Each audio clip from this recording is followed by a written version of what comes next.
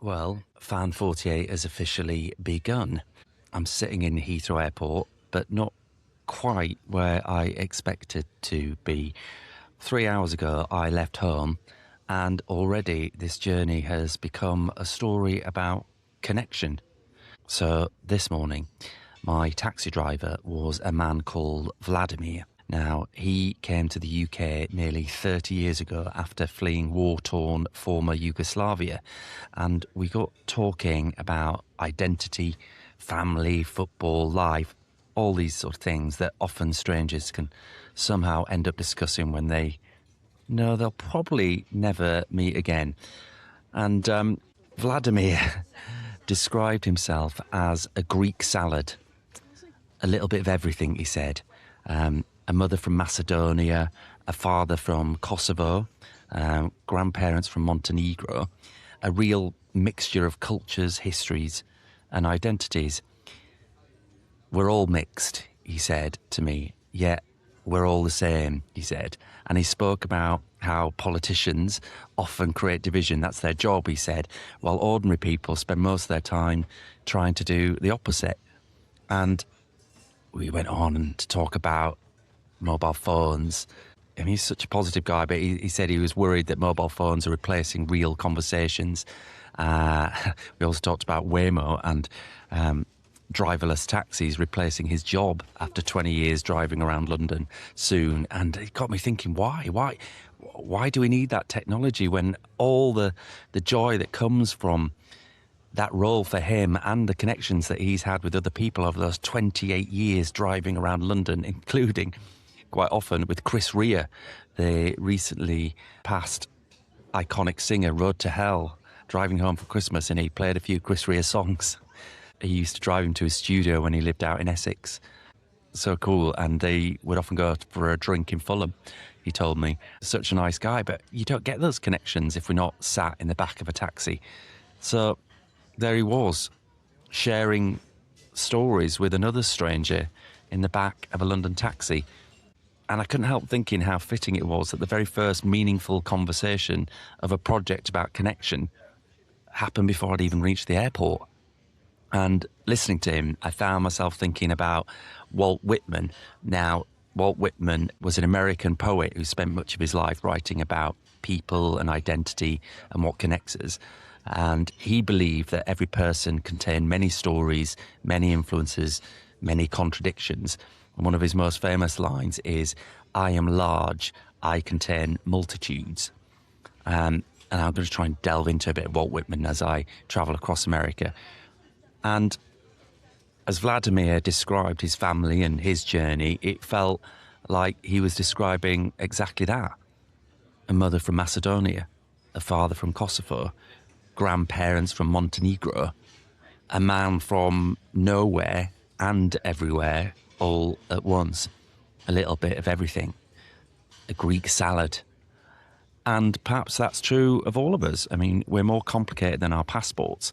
We're more complicated than our flags. We're more complicated than the football teams that we support. And then I arrived at Heathrow, breakfast in the lounge. I'm very lucky to have lounge access on this journey, and it's already proving its worth. Coffee, juice, feeling quite pleased with myself. And then I looked up at the departures board. My flight to New York, cancelled. Now, historically, this is exactly the sort of thing that would have wound me up.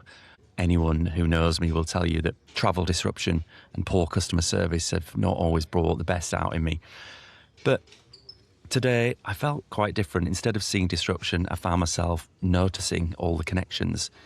A bus to Terminal 3 from Terminal 5. The conversation with the airline staff. Chats with other passengers and connecting over our disconnections. A different airline, different route, different story. And somehow I found myself smiling. This flight is now delayed as well. And honestly, I don't really care. I mean, I'll get across that pond eventually. The journey's already started. And while wandering around the terminal, I found myself looking out for football shirts on any passengers, see if I could see any visible support of the World Cup, some sign that the World Cup is already beginning. But So far, nothing. No England shirts, no Brazil shirts, no Mexico shirts. Not on people anyway. The shops are certainly ready. The shops were full of them. I walked past displays full of England, Argentina and Brazil shirts. But I've got to be aware, I think it was a good lesson. Maybe I'm looking in the wrong place. Not everyone's going to wear their identity on their chest. Not every supporter waves a flag. Not every connection is obvious. And maybe this adventure will be learning how to spot those quieter signs of belonging, the people whose stories aren't immediately visible, the fans hidden in plain sight. There's often a line attributed to Walt Whitman that says, "Be curious, not judgmental." Well, whether he actually said that or not, it feels pretty good advice for this trip, certainly. And perhaps that's the challenge for the next 6 weeks. Stay curious. Curious about people, curious about places, curious about why this sport, this game can mean so much.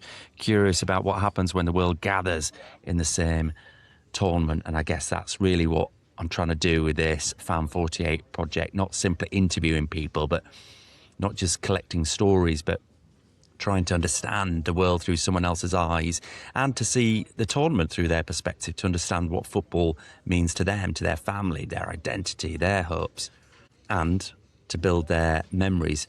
So that's the plan. What connects us? What gives us a sense of belonging? What happens when the world gathers for the same tournament?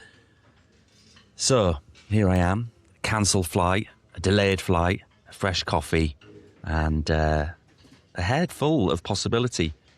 If you want to see Vladimir, yes, I pulled out that mobile phone that's dividing us and took a picture of us, so I'll pop that on the socials.